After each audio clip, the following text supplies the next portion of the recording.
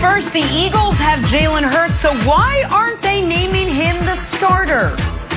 1 week away from the NFL draft, could the Patriots trade up for quarterback Mac Jones? And Joel Embiid with what looks like the shot of the century to tie this game up. But the Sixers fall just short to the Suns. And with that, we say good Thursday morning, everyone. Welcome. Look at that shot. To First Things First, Jenna Wolfe alongside LeVar Arrington in for Nick today. Good morning to you, buddy. We got Brandon. Hello. Good morning. We got Kevin Wild. I'm going to say it, Brandon. If that shot had dropped, done, finished, call it Joel Embiid for MVP. You've been saying it. I'd seal it with that. Since February, Jenna, what do you expect from the most dominant player on the planet? Send that clip to Nick Wright, wherever he is. To fall. That's what I would expected then, that shot to fall. All right, we'll get to that shot in just a second. But, guys, we are just a week away from the draft. And we are setting the quarterbacks aside to talk about wide receiver DeVonta Smith, namely the guy's measurables. So at Alabama, the Heisman Trophy winner was listed at 6'1", 175 pounds. Yet at his pre-draft medical check-in, he came in at 6 feet, only 166 pounds. It seems awfully light, Brandon. Look, it worked for him in Tuscaloosa. Led the nation with 23 receiving touchdowns. He set SEC records in yards and TDs. But Brandon, $166 at 6 feet. Is this a big deal? Should we be making this a really big deal? I mean, listen, Jenna, you hit all my points. At Alabama, and we know this, when you see a team's roster and you see the guys' measurables, expect for them to be a little bit bigger. Be a little taller, to run a little faster. But then you go to the Wikipedia, and he's 6'1", 174 there. And now all of a sudden he's 6 feet, 166. Man, we got all kinds of numbers. He just needs to embrace what he is. He doesn't need to explain anything to anybody. LeVar, this dude played in the SEC, a Power 5 school, and he went for 1,800 yards, 23 touchdowns, 117 receptions, and took home the Heisman Trophy. Come on, man. You don't need to explain anything to anyone. I'm tired of this talk around, the guy is too small. Man, it doesn't matter. Can you get open? And also, do you have the vision? Do you know where everyone is on the field?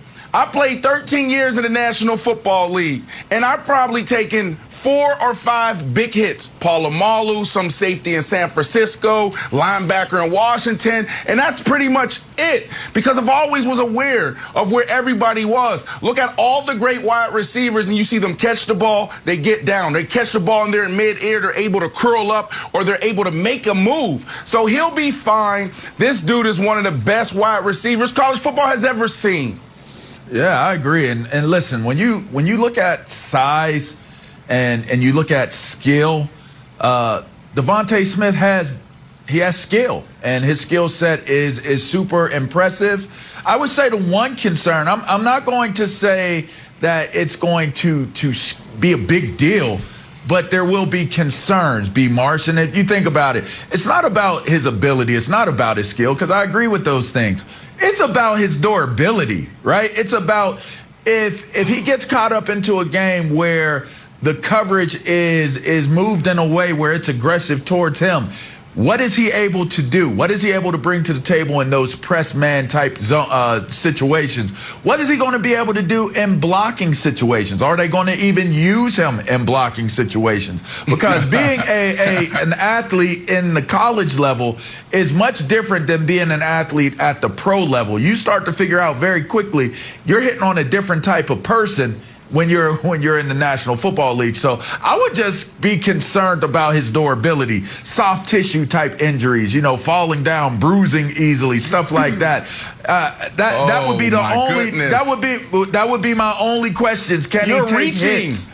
I don't know that it's a reach. You're reaching, man. It's totally subjective. It's total. The NFL is totally subjective. You know why? Let me tell you why you're reaching. One, you're not bringing in a wide receiver to block. I don't know. There's probably one wide receiver in the National Football League that their job is to block. And two, there's big dudes in the NFL that doesn't have any durability, that gets hurt all the time. We talk about Clowney all the time. But you gotta, so does it matter? Make the decision. Yes, it does matter, because if Clowney gets hurt, I'm looking at a guy that passed the eye test that's getting hurt. If Brandon Marshall gets hurt, I'm looking at Brandon Marshall passing the eye test and getting hurt. Even though I'm like, that big dude is soft, I still would be like, man, he's a big dude. You know what I mean? But if I'm looking at DeVonta, I'm already going into it thinking, should I be concerned about his durability issues because of his size? 165 is light. Brandon, I want to dig in on something you said, because I get it. There's been small wide receivers that have been successful, right?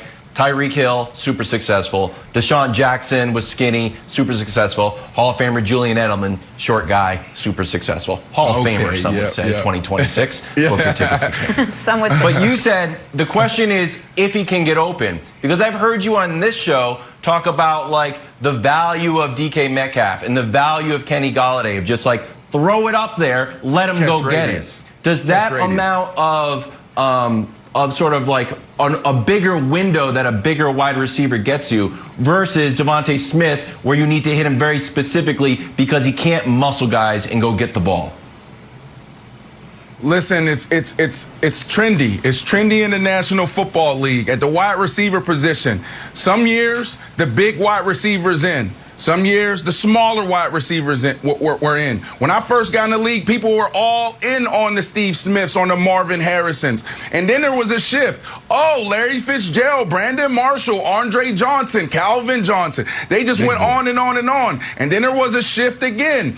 Now we are in the era where teams want the big DK Metcalfs, but now because of analytics and statistics, they're looking at these smaller, shifty guys, and they're saying these are the guys that can get open. These are the guys that can win in space. So it's all about the trend in the National Football League. None have been that light, though, B. Marsh. Like, 160 is light. That's light in the seat. And to me, again, it still comes down to the physicality of, and listen, the NFL is evolving. You do see guys like Tyreek Hill. We didn't mention Santana Moss. I mean, listen, DeVonta is a long, he's a long 6 foot. He's not like a compact 6 foot, right? So he looks tall, even though he's not that tall. So there are going to be advantages that DeVonta has being at the size that he is. You know, I think of, you know who he's built like? He's built a little bit like Lamar Thomas. If you guys know football, if you're a football purist, you'll remember Lamar Thomas from the Miami Hurricanes back when, you know, in the heyday. But he's very slim, but he's long, like a Rydell Anthony, or, you know. So to me, when I look at his skill set, there are advantages to having him, but there certainly are going to be concerns. And I don't think that that's a reach at all, Marsh. At all. That is listen, Jenna, LeVar, it is a reach because of this. They always talk about injury prone. How many times do we hear that term thrown around in sports? This guy's injury prone. Injury prone has no size around it. We have so many big dudes that are injury prone. So that's why I feel like it is too much of a reach, because guys get hurt all the time. Can you come in and get the job done, Jenna? That's the only thing I need to know. And he has shown that at the highest level in college football, Power 5 school. Fair enough. All right, he has, but let's see if these numbers affect where he ends up going in the draft. Although I'll tell you, I could put on 15 pounds tomorrow. Got to talk more about Joel Embiid's buzzer beater attempt. Did you see this thing halfway down the court? It was in and then it was out. Was it the greatest miss ever? We'll discuss that next. First things first. Drawing a blank, we start in New Orleans. So Drew Brees is out. Who is in? Fox Bet Sportsbook has Jameis plugged in as the heavy favorite to start over Taysom Hill week 1. Hey, Brandon, Jameis starting over Taysom for the Saints would be blank. 2019, this kid threw for 5,100 yards, 33 touchdowns, and oh yeah, what everybody wants to talk about, 30 interceptions. Well, 30 touchdowns, 30 interceptions. And guess what? Everybody crushed him, rightfully so. But then he sat behind the great Drew Brees. And then he also was mentored by the great Sean Payton. So I'm going all in on Jameis. All in on Jameis. I'm telling you guys, everybody keeps overlooking this guy. They have a defense. He was behind Drew Brees. Sean Payton is an offensive mastermind, and I want to be the first to say it. When this team takes off, don't jump on this kid's bandwagon. So I'm all in on Jameis, just like the New Orleans Saints. Interesting. I'm going to answer the question the way the question was stated. I'm going to fill in the blank. Surprising. It will be surprising if Jameis Winston is the starter. I'm going to tell you why. For all those stats that you gave out, you left out one very important one. 1 year, $12 million. All right? The commitment of money, which you have to follow the money, the commitment of money is to Taysom Hill, 4-year contract, over $100 million. Now, while it ranks 23rd amongst quarterbacks in the National Football League, it is nonetheless a bigger commitment to him than it is to Jameis Winston. You're playing with house money.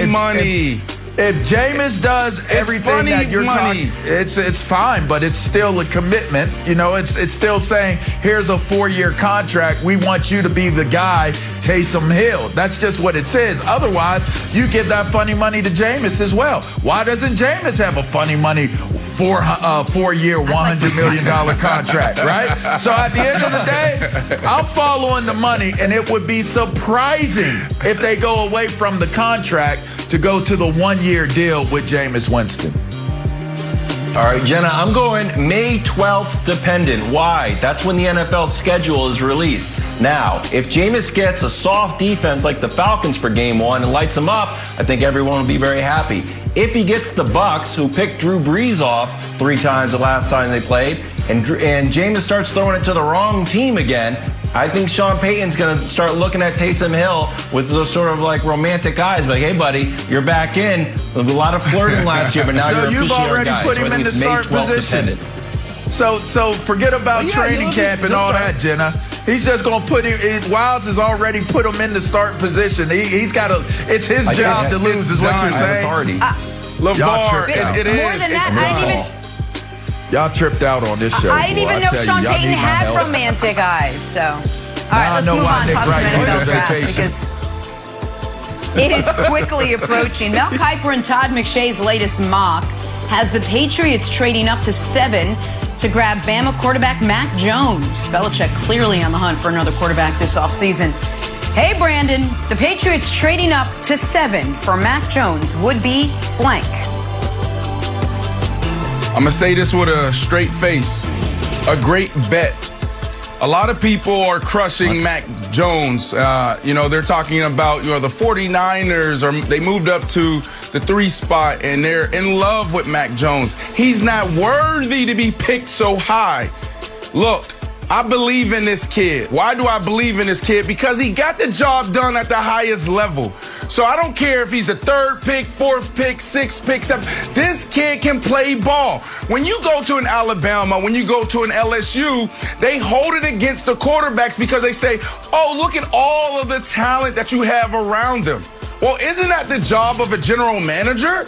Is to surround your quarterback, the face of the franchise, with the talent he needs to go get the job done? So if you don't, then it's on you and not the quarterback. So I think this is a great bet by the Patriots. I still love Cam Newton. Let's see what he does and how he recovers from a bad year last year.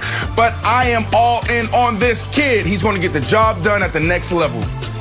Blank filled with the word risky. It's a risky deal. The riskiness of this is you moving up to make the pick. That's first and foremost. So if you go up to the 7th pick, you've made it known that you believe that this is your guy. And this is the guy after, the guy. So this Patriots team could most likely be a victim of their own success. The standard, the accountability, the expectations. Mac Jones would have a boulder on his shoulder, so to speak. We know Trevor Lawrence doesn't, but Mac would. And this would be a very difficult proposition for him for the simple fact that this roster is not built up just yet to be the type of roster where a baby could jump in there and actually have great success in a continuously improving division. I think it's a very risky move for the New England Patriots and could be very detrimental to the development of a possible star at the next level in a Mac Jones. Good take. That's a good take. I think it's out of character. Here's why. If you take Mac Jones, he's probably the 4th quarterback off the board. So if you're Bill Belichick and you're confident that you've got the 4th best quarterback in this draft and you can coach him up to be great. Okay, if you've got that amount of confidence, do you think you could do it with the 5th quarterback? What about 6, 7, and 8? Or Kyle Trask in Florida, Kellen Mond, your guy Brandon, or Davis Mills of Stanford? Yep. So if you're confident enough that you can coach up the 4th best, aren't you confident enough that you can coach up the 8th best or 7th best, who you could get in the 7th or in the 2nd round? So I don't think we're doing this move because Belichick is so confident that he can take a less than stellar guy and turn him into a great guy. It's pressure. He's only done it one time, though. Brady. Let's talk about one of the cool new NFL rule changes. Jimmy G. The jersey number restrictions have been relaxed. We now get to see more skilled players carry over their college numbers into the NFL. So, Brandon, seeing DBs and skill position players in single-digit numbers will be blank. Listen, I like to think that I am the culture and I'm that old and crusty and retired guy. I got to go with Pop Warner. I don't want to see this. I'm cool with our skilled guys wearing, 80s and the 20s and the 30s and the teens, but not a single digit. This is Pop Warner to me, LeVar. Oh my gosh, Brandon. It's exciting. You don't be a curmudgeon, bruh. Like let them have an identity. Let these guys be excited about what's taking place out there. I would have loved to wear number 11. I used to wear 11 in practice. I felt like Superman, and I felt kind of, You never saw that happen in the National Football League. You know why? Because I had a different number on. 5'10" I had a different number on. I had a different number on, Wilds. What? I love 11 made me feel like Superman. All right, I'm going with expensive. Jenna, I'm a little bit of a cheapskate. If I had to change my number, I would say no go. Here's why. There's a rule, and there's an article in Pro Football Talk, that if you want to change your number, look, players who want to change to single-digit numbers may have to write a check. If a player requests a change for the upcoming year and there's an existing inventory of unsold jerseys with his current number on them, the player must purchase the unsold jerseys before the change happens. No. So me, I'd be like, how many jerseys did you print up? Fake I got to go to news. the pro shop and buy up all my old jerseys. I wouldn't do it. I'd stick with my current number. Fake Embarrassing, it's news. humiliating, and it's cheap. Let's talk Joel Embiid. He almost pulled off the shot of the season. Maybe the shot of the century. Full court heave that basically, watch it, it went in and then it came out. It was bananas. Suns won by 3, but Brandon, that full court game time buzzer beater by Joel Embiid, the attempt at least, was blank. MVP-ish? I mean, when you're the most dominant player on the planet and you are the clear-cut MVP, it's just like the rim finds you. This is impossible. For him to come this close just shows how awesome of a year he's having and why he's the clear-cut MVP, LeVar. Giving it to him. If he was the clear-cut MVP, you know what the blank is? I had a different blank, but you know what my blank is now? Indicative. Indicative. It almost was. It almost was indicative of him getting the MVP. But he missed.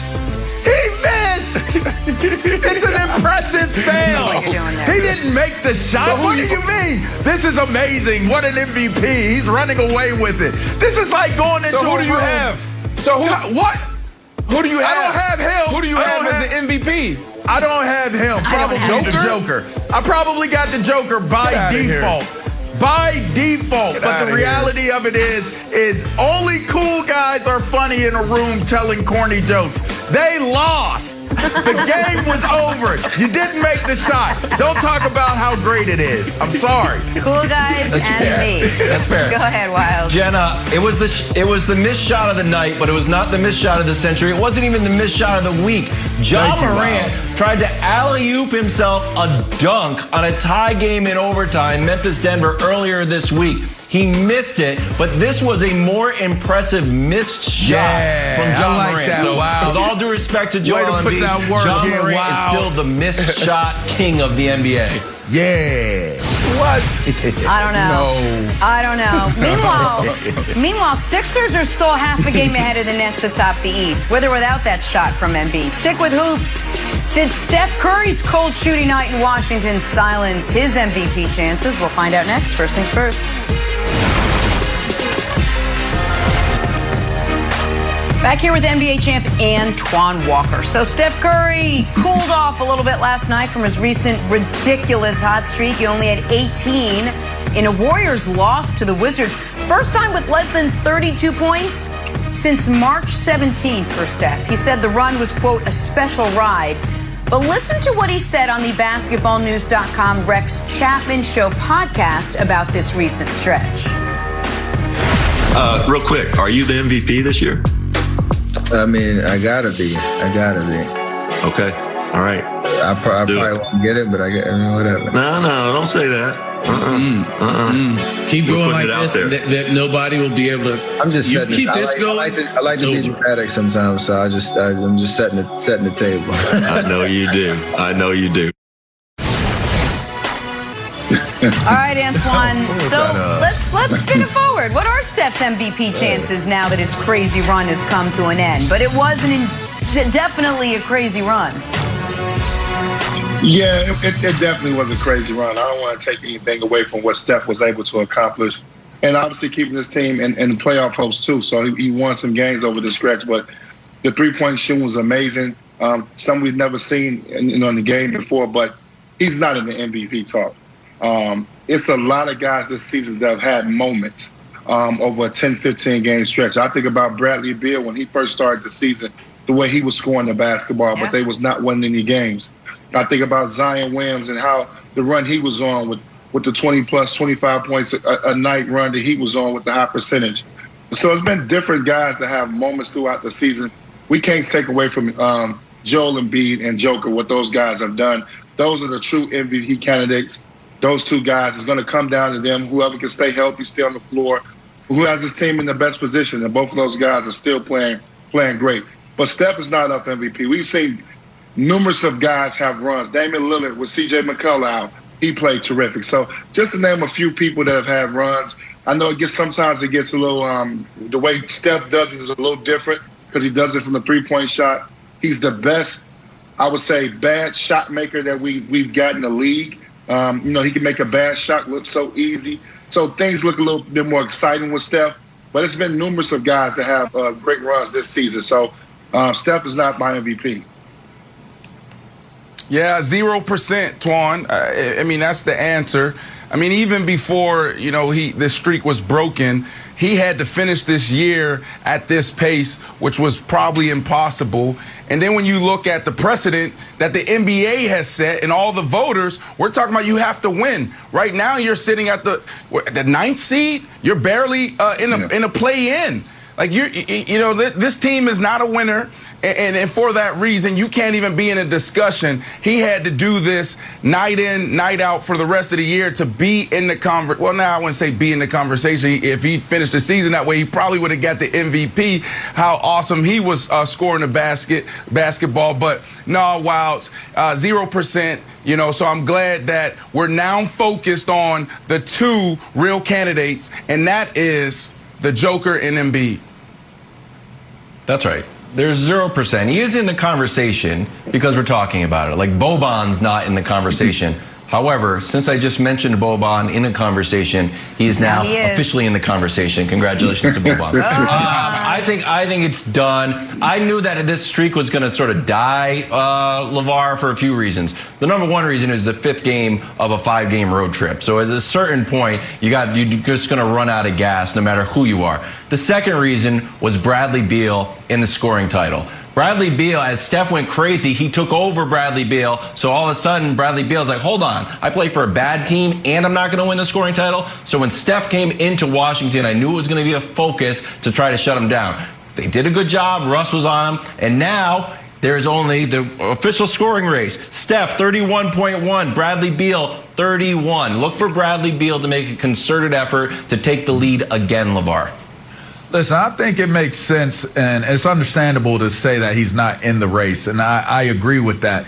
But I like Steph Curry putting it out there and being confident about what he brings to the table. Listen, It's happened before, right? Russell Westbrook was able to get it, not have a great team. Moses Malone, even if you go back into the annals of it, he was able to get it without having the greatest of teams. So why not put it out there? He's won the MVP award before. So he's going to get the benefit of the doubt. Hey, listen, you'll relate to this, B. Marsh. One thing about being in the pros, sometimes you get the benefit of the doubt. Now, I remember maybe one of my Pro Bowls might have not have been a deserved Pro Bowl. But I put it out there. I'm playing at a Pro Bowl level. Select me for this Pro Bowl. And I was a first pick for the Pro Bowl position. So sometimes just being somebody who's done it and been there, you put it out there, people are going to listen and they're going to respect the ninth seed. So I don't think he's going to get it. I understand that. I don't think he's going to get it. But he's putting himself in the conversation, Jenna. You got to respect that confidence, too. I like it so much. And we did have a whole conversation about it. All right, let's shift, talk some KD, some Kevin Durant. Nets coach Steve Nash said KD could return to the lineup as early as tomorrow night. It's a home game against my Boston Celtics. If not, maybe Sunday they're home against Phoenix. So Durant was on a minutes restriction when he came back from that hamstring injury. See what the Nets do this time around. Antoine, let me start with you. How optimistic should Nets fans be about KD's very possible return this weekend? I think it's very possible. I think for KD, he has to get back on the court. Obviously, he's coming off really major, this surgery has been really tough on him. He's had so many nagging injuries, the hamstring, now the thigh. So he has to get back on the court. But amazingly enough, what separates KD from everybody is he's so efficient. I mean, we look for Russ and look for him not to be as efficient, but it seems like he doesn't lose that. And that's what makes him special and separates himself from other stars in this league. So they do need him back on the court. I think the biggest thing, and we're not talking about it, I think it's the team concept of this. These guys can't get on the floor together. To get any type of team continuity, to get any type of rotations for Steve Nash so he can know some rotations and different guys to play with. We're coming down to the stretch where you got to know what your rotations are going to be. We know they're talented than most teams in the NBA, but if you don't got any continuity and things are not, gelling, that can hurt you come playoff time. So I'm worried a little bit about that. But if Kevin gets back on the court, that's thumbs up. They should be excited about that, being that he's able to bounce back because he's dealing with a few injuries, and it's tough. I never was really hurt. You guys probably was hurt in your career where it takes a little time to get back. But I'm a little worried because every little nick and cranny, these guys are sitting out, and they need to start to get some team continuity going. Yeah, look, they should be super excited. Remember, he took 2 months off. He was rehabbing. He got back out there, and there was a standing ovation. Remember, Mama was there, the real MVP, standing there clapping, had her phone out. Jenna, you talked about Mom, using her phone and getting every memory just right there in her phone. So, look, Kevin Durant is needed. Why? Because this team is struggling. If you're really watching this team right now, they're not where they were a month ago. It didn't matter who was in the lineup. They were finding a way to win. They were battling it out with the Sixers. Who's going to be one? Who's going to be two? Right now in the East, it's clear right now. After their loss last night, the 76ers are still probably the most dominant team in the East because this team is tired. This team isn't getting it done. So Kevin Durant coming back. You still have Kyrie that's still healthy, still there. But they need to figure out how to get back on track and go into the playoffs feeling good about themselves. Now, Harden You know, we don't know when he's going to come back. We don't know how significant this hamstring injury is, but he's definitely needed because he is the guy that's going to get them over the hump when you talk about beating the 76ers and making it to the finals and beating whoever makes it out of the West. So everybody should feel super excited about it. But if you're really watching it, LeVar, they need him right now because this team is not looking good. I'm appreciative of both you and Twan giving such great reality analysis. But the question is, how will the fans feel about it? Should they be optimistic about it? We're talking about fans, which is short for fanatic. Of course you be optimistic. Of course you be excited. Who cares about continuity? Who cares about rotations? Who cares about percentage shooting and all this other stuff that y'all talking about? I want to see my players out there on the court. I don't care if they play one game together or 2 games together. If Listen, I got my man KD out there shooting that ball, hey, that's all I am. I'm a fan. Hey, listen, I'm a fan too. And you know what I do? I get a Nerf basketball hoop, and I get that, and I be dribbling, I be crossing over my 5-year-old daughter and dunking on her just so I can feel like what KD feels like when he's out there on the court. I don't need to hear about no reality. Of course they're optimistic. Beautiful losers, but I love you. Hey, let's take a turn, because Kevin Wildes has some weird and wonderful for us. Hey, the Rockies got it done yesterday. Is that... Oh, yeah, that's snow. It's yesterday. It's Denver. And they beat the Astros 6-3 in some pretty wacky weather, but not quite wonderful enough for Kevin Wildes. KW, what do you got for us? Short sleeves. Oh, we'll start with the wonderful Angels, Rangers, Ohtani hits his 5th home run of the year. And he said 2 words, I'm gone. He's out of here. This is a home run. He's still like, you know what? I want to get back to the dugout as soon as possible. See you later. All of a sudden, no slow home run trot for Ohtani. I'm out of here, guys. Moving on to the weird. Javi Baez, blammo, grand slam. The game gets out of hand. The Mets are like, oh, boy, we can't use any more pitchers. What are we going to do now? Let's just bring in an infielder. Javi Baez says, all right, well, if you've got a position player pitching, you know what? I'm going to bat left-handed. What? Yeah, I'll just fly out if we're just joking around. Best part about baseball, Jenna, is that occasionally the game just doesn't matter. We got infielders pitching and Javi Baez just playing wiffle ball, batting left-handed. And finally, the wonderful. You know, we saw earlier this week, we saw a father-son eating giant slices of pizza in Philly. Well, now we got to stay in Philly. This kid just wants to eat a baseball. Can I eat the baseball, Mom? Let me eat the baseball, Mom! I really want to eat the baseball. No. I appreciate the stick-to-itiveness and determination for this little boy to eat the baseball. No. Just let me have it. The weird and wonderful from the national pastime. LeVar, settle down. I'm sorry. I don't get a cold. I don't get sick. You're robbing me of my childhood here. Hey, LeVar. let's talk some Eagles now. What will Jalen Hurts have to do to win that starting job down there in Philly? Maybe win a game of rock, paper, scissors, and shoot, perhaps? We'll explain next. First things first. Mom, I want the base. Back here talking Eagles now and their road back to prominence. And while those guys, the Eagles brass, will be relying on experience and data ahead of next week's draft, first-time head coach Nick Sirianni, deep in the weeds on this whole learning on the fly concept, had a different approach. I'm going to go ahead and let Sirianni explain this one. I played a couple of them at rock, paper, scissors, right? That was as easy as that. Rock, paper, scissors. Let's see how competitive you are.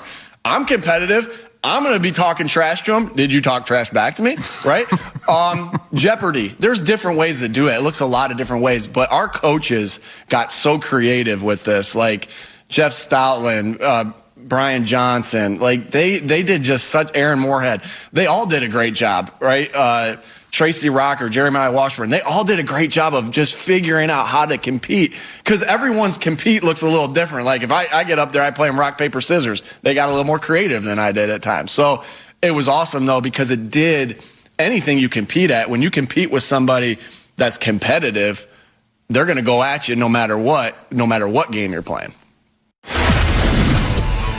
What's the edge there? Like always go scissors? LeVar, if you're on this team and you're in that locker room And the last time you played rock, paper, scissors, shoot was grade school. What do you make of this? What are you thinking? I like it. I know it might sound crazy, but you know what I mean? I like it because the premise of what he's saying is true. Let me tell you something. Come on, Jenna. Ready? Come on, Ray. 1, 2, 3, shoot. You ready? 1, 2, 3, shoot. Rock, paper, scissors, and shoot. What do you got? Right, so you threw the scissors up because we were off on count, but I hated the fact that I went early enough for you to use scissors to beat my paper. The point is, I don't want to lose. If you are competitive, you are ultra competitive. I want to beat you in Connect 4. I want to beat you in chess. I want to beat you in checkers. I want to beat you in Monopoly. If I lose, I throw the board. If I lose in Connect 4, I knock it over. Like, we'll have TJ on later on. TJ's a really good Connect 4 player, right? And I played him, and I've thrown the Connect 4 because I lost.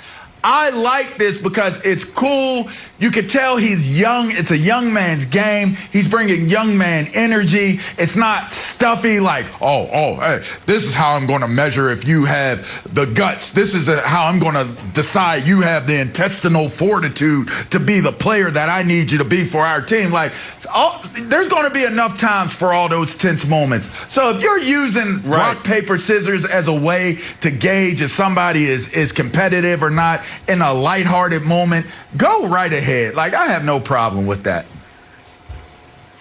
You know what? I'm going to double down what LeVar said. I agree with him. If you're an Eagles player, you're not even thinking about this. Why?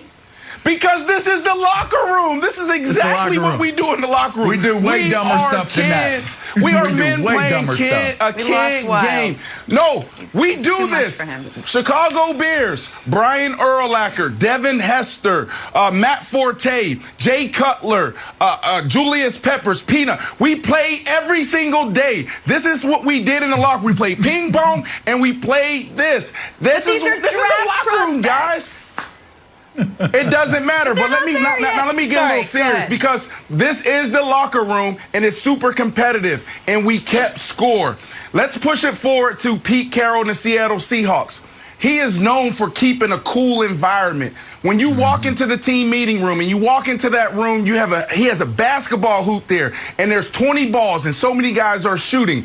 And every day he opens up with the competition. So guys, offense versus defense, this guy versus that guy, and you shoot.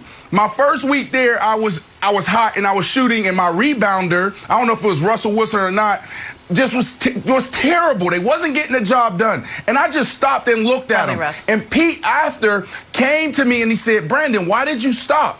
And I said, "Coach, did you see the rebound? Like, I had no chance." He said, "You always have a chance." And it was in that moment. And now I'm getting serious here, Wilds. It was in that moment that I realized that Pete Carroll is a genius, because a lot of us think, and it is, like, it's just cool, it's fun, it's what he does. But he also judges how competitive the players are. In that moment, he said, "Brandon, you stopped, and I didn't like that. This is a good thing. There's so many strategies out there. That's one, ping pong, basketball. So many coaches do different things." Right, give me a better rebounder, Coach. Here we go. Give me a better rebounder. Right. Oh, my goodness. I'm ready for it, Brandon. Wilds, go. Okay, a few things. You always have said on this show that this is a billion-dollar industry with multi-million-dollar athletes, which means the draft prospects are multi-million-dollar employees that are joining your organization. The idea that you would play rocks, paper, scissors to gauge some level of anything, whether it's competitiveness, whether it's strategy, whether it's anything at all, is insane. It is crazy. There and is it's not strategy only a bad to rock, paper, look scissors for the draft prospects to compete in this and have to play a children's game with their boss, and you have to figure out, am I talking enough trash or not enough trash? Because I'm sure if you were ultra competitive, you could go too far and hurt Nick Sirianni's feelings. Like, wow, I don't like that guy. He called me XYZ, really hurt my feeling, really tore down the whole staff. Second of all, Nick Sirianni, you know who you're in a competition with? Other head coaches. And it's not a creativity contest. It's about winning games. Because when Jalen Mills, surprise, surprise, a former Eagle, went and met Bill Belichick, here's what he said. He lost his mind. He was in the cafeteria. There's Bill Belichick, the legend. He said, I literally turned my back to him and I screamed out loud, like, this is Coach Belichick. Excuse my language, but like, this is blanking Coach Belichick. You know what the draft prospects say when you meet Nick Sirianni? Scissors. 1, 2, 3, shoot. Scissors. It's insane. The level of difference between a legendary coach and a guy that's playing a playground game. Please get him D-Mark. So good, Kevin. Please get him D-Mark. Hey, wow. Please get him. Listen, So good, Wiles. everything matters. It's about strategy. No, it's not good. All of this stuff matters. I once heard Pete Carroll say this. He said, you know what? I love guys with dreads. I said, why do you love guys with dreads, Coach? He said, especially the long dreads. He says, because it shows me their commitment.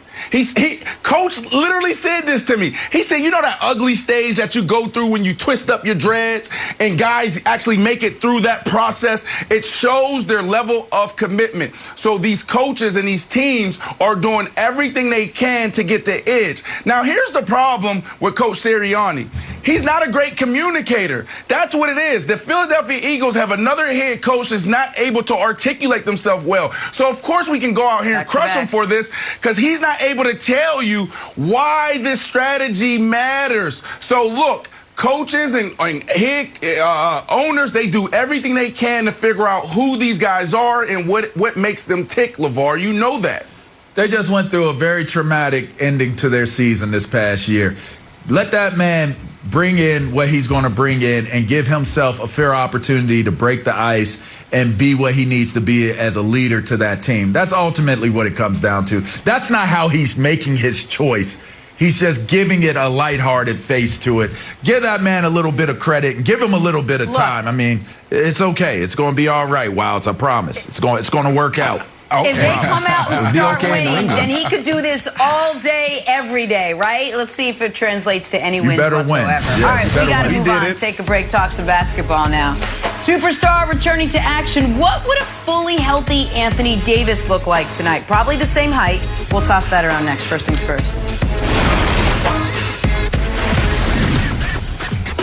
Back here with Antoine Walker. We're talking about Anthony Davis now. The Lakers big man who's been out 9 weeks, nearing a return, said he'll be back tonight in Dallas as long as he continues to feel good. Frank Vogel did say he'll be on a 15-minute restriction the first couple of games. Here's more from AD.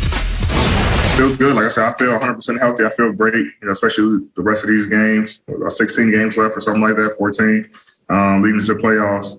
Like you said, a lot of guys around the league aren't healthy. A lot of teams aren't healthy. And for us to, for the most part, be healthy, I'm getting back 100% healthy. Well, I am 100% healthy. And then we got Bron, who's coming back as well, who's going to be 100% healthy. So, I think we put ourselves in a good position. All right, Antoine, I'm going to keep it real. AD wasn't playing lights out before the injury. Then he misses all this time. What do you need to see from him if the Lakers are going to rely on him to go all the way now? Well, I think he's got enough time. I like the fact that he's coming back with 14 games left, so he doesn't have to rush it.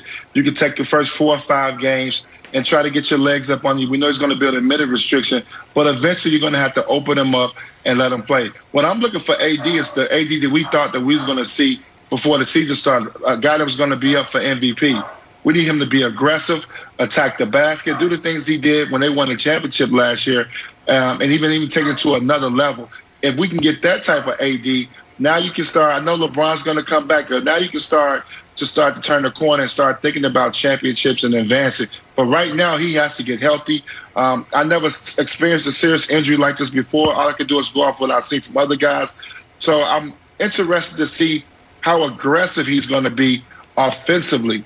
He'll be fine defensively, but offensively, how is he going to be driving to the basket? Is he going to be timid? Is he going to become more of a jump shot shooter? Those are the type of things that I'm looking for from AD to see where he's at right now. But I'm going to give him 4 or 5 games. I know this 15 minutes you may not be able to see much, so I'm going to give him that. But that's what I want to see as you go into the playoffs. If the Lakers are going to have a legitimate shot of making a deep run. All right. Quick story, and then I'm going to ask you a question, LeVar. I'm 40 years old.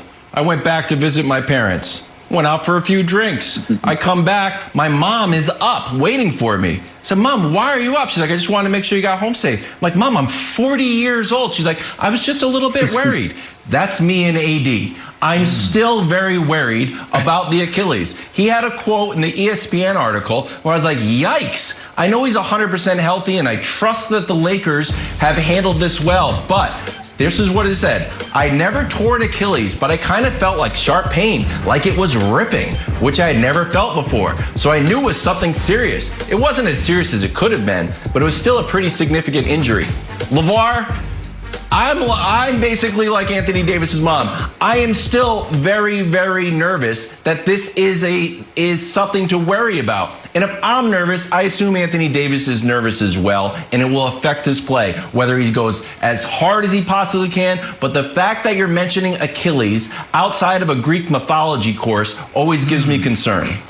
Well, first of all, if you are concerned, wow, the whole world should be concerned. That's first and foremost. But then secondly, when you think about this situation here, hey, Antoine, you said you didn't deal with serious injuries, but were you always at 100%? How often were you at 100% health during your career? How often? How often? Probably never. How often? Probably never. Probably never. Okay, hey, B-Marsh. During your career, how many times were you 100% healthy? I'm gonna wait. I got to go back to my zero. Wait. Okay. Okay. He's lying. You're lying, AD.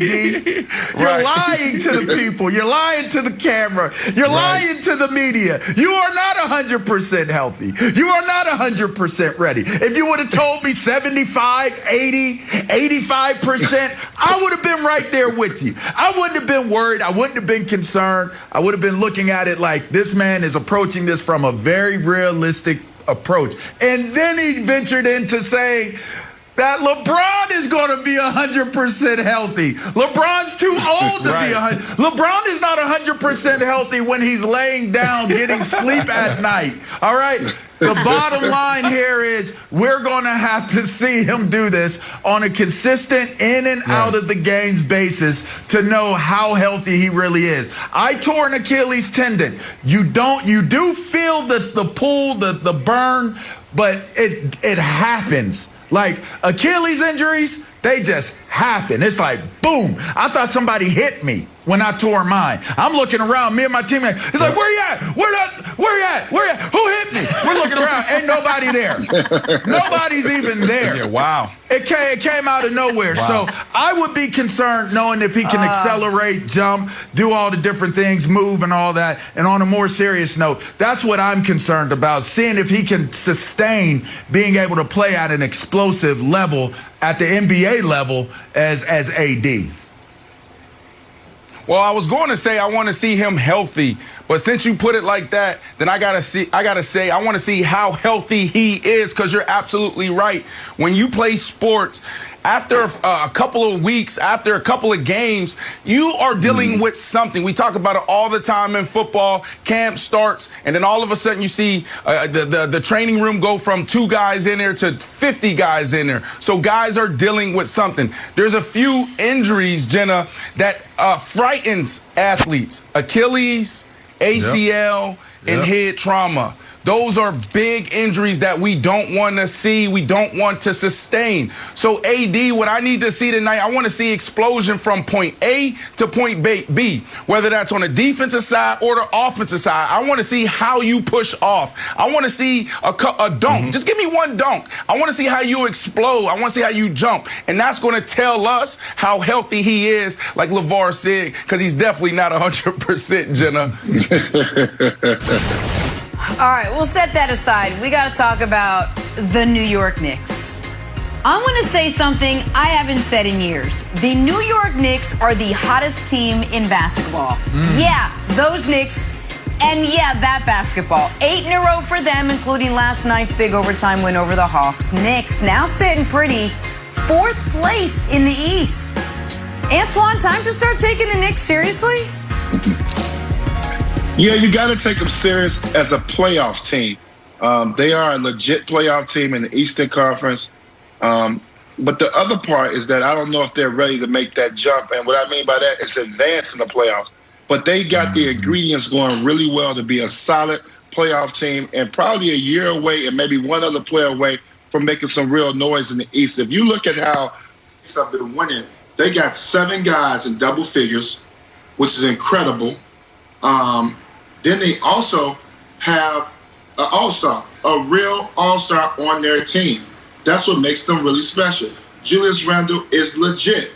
So they've got all the ingredients to be a very good team and also be a playoff team. I still don't think they're ready to advance yet. So here's the deal.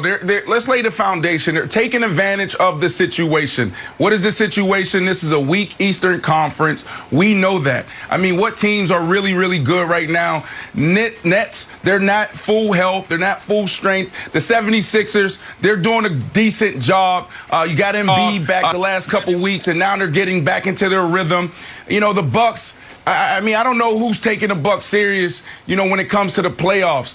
What's happening around this team is this. They're really good on defense, but they don't have enough offense. They're probably the best team in the NBA when it comes to playing team ball. But that's not going to get you anywhere come the postseason. Only thing that's going to get you is one and done. That's what's going to happen. They're taking advantage of the situation. Defensively, they're playing lights out, but it's not enough offense. Coach Thib is doing a great job. I always loved Coach Thib. When I was in Chicago, I used to go to the Bulls games. I loved his demeanor. I loved how he pushed his team. I loved the work ethic. I loved everything that he brings to an organization and brings to the locker room. But at the end of the day, this is a weak East, and once they get in the playoffs, they'll be bounced right away. You know, Julius Randle should be the one that we should be debating. Is he in the MVP race? I mean, we're talking about Steph Curry earlier on in the show, but Julius Randle has been playing like a straight goblin out there. What's a goon to a goblin? Nothing, right? So the thing about it is he's been the catalyst to this team and what it is that they're trying to accomplish. You have to take them seriously, but I got to go with Twan on this one. They just aren't ready just yet. They probably are one player away that will complement Randle in the way that they need to be complimented. And I'm not going to say it's a big man per se, because they do play pretty good on defense, but it now comes to you, Brandon, on the offensive side of the court.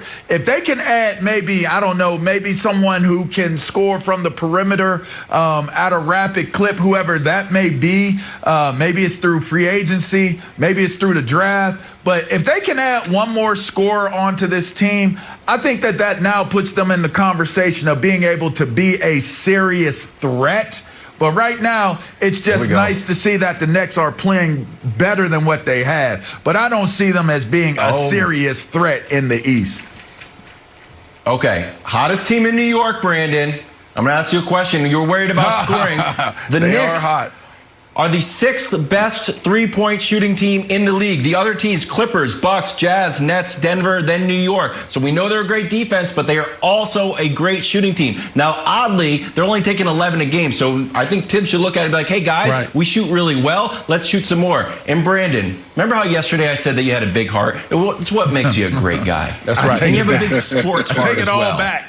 You could say, you're like, I like Brian Daboll, but I also like the Jets. And I like the Bucks, but I also like the Saints.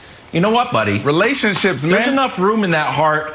There's enough room in that heart for you to become a New York Knicks fan. You don't have to just ride with Brooklyn. When you come up here, you can like them both. And maybe, buddy, you could switch. It doesn't matter. Just be like, you know what? I looked at it. I looked at how good Julius Randle, they're underdogs. You can give away your Nets jerseys and come into the greatest arena in the world, Madison Square Garden.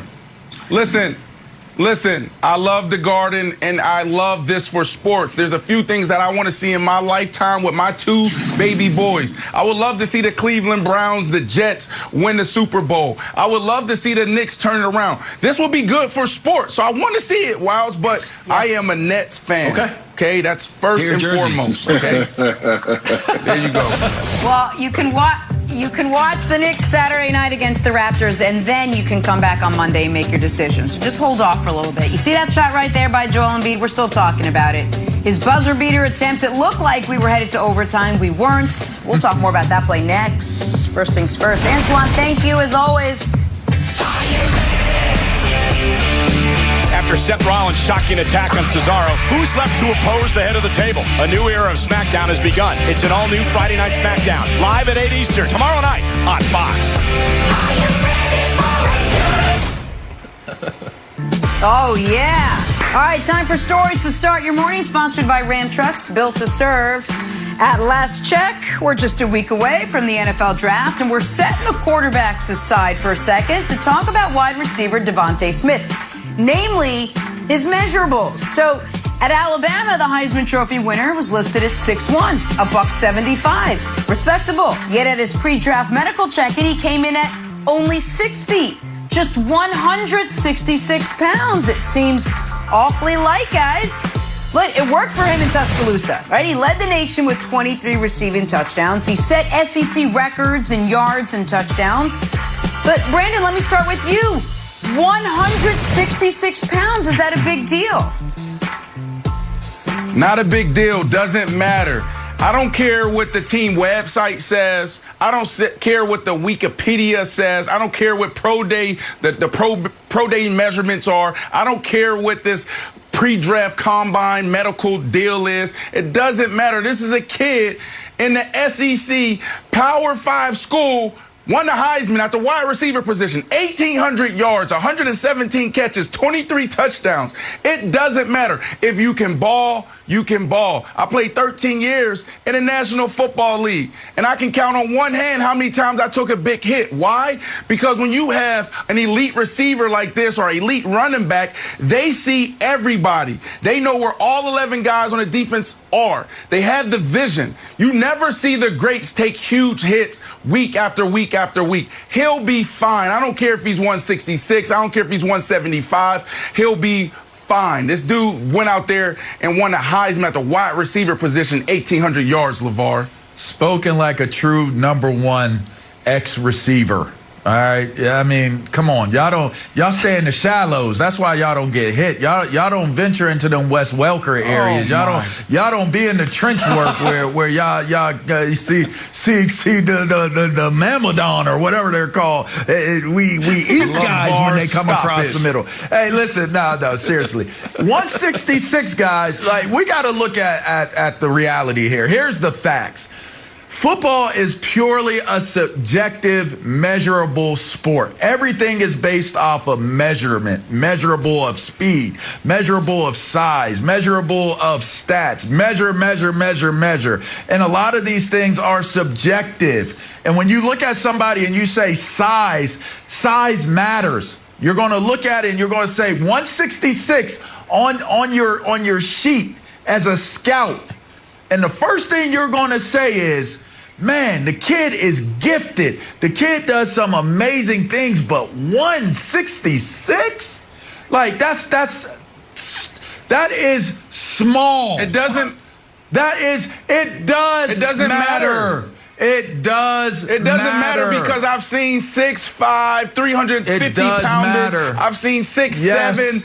Offensive lineman, defensive lineman, 299 pounds, and be injury prone and get injured year after year. Why does size matter? As a GM, as a talent evaluator, you can justify a 6'5", 315-pound guy not working out due to injury. He didn't show, if you're looking at it and you're saying, oh, he didn't show a history of injuries or he didn't look like he'd be injury prone. But if you take a guy that's 166, 6 foot, you have a lot of explaining to do if you sign off on that pick and he ends up becoming an injury-prone player. They're going to look at you like your judgment was off. Like, we know he's a Heisman Trophy winner. We know that he's a prolific receiver and can play well. But he doesn't pass the eye test, and that's going to give you cause for concern or pause. That's just the way of the world. I hate to give it to you like that, but this is raw with no chaser. No orange juice, no ginger ale. about production. He's small. It's about production, and he produced at the highest level on the biggest stage, Wilds. It's about production. Don't listen to what LeVar just said. Okay, this kid's don't listen a baller. to me. Okay, I'm not listening to you. You're the wide receiver. Baller. I'll listen to you.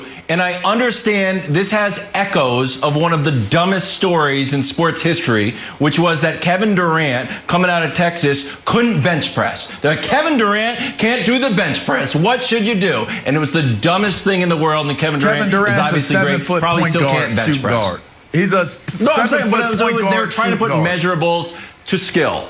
So, but Brandon, to push back a little bit, we've been working together for a year. And when big wide receivers come up in the show, you do speak highly of them. You like DK Metcalf. Right. You like Kenny Golladay. And one of the reasons you like them is because you're like, throw it up. Throw it up. They'll go get it. DK Metcalf will push a guy off, muscle a guy, and get the ball. So how do you want me and viewers of the show to sort of make those two concepts work? The fact that you believe that good wide receivers come in all shapes and sizes, and at the same time, you being a big wide receiver and having an affinity for big, powerful wide receivers. I mean, look at the history of the game. The history of the game is trendy. Sometimes the smaller wide receivers are in, the fast guys are in to take the top off, and sometimes it's the big guys. When I was in the league, Brandon Marshall, third person, excuse me there, Larry Fitzgerald, Andre Johnson. You go on and on. They love the big wide receivers. Before, we had Marvin Harrison, Steve Smith, and now it's this shift back to the smaller guys. Teams now are like, if there's a big guy out there, of course we want that guy we can throw it up to, but the guys who are getting open consistently week after week after week, play after play after play, are these smaller, shifty guys. The Jerry Judys of the world, the Stephon Diggs of the world, the Julian Edelmans of the world, your boy, Hall of Famer. So that's what's in right now. It doesn't matter. It doesn't matter. He'll be fine. It's about production. But is he going to stay? He'll be fine. Yeah. Is he going to... Will he stay at 166 when it comes time? I don't know. They're going to work with him a little bit? I believe he can have success. Brandon, I agree with you. He can have success. His skill level says elite.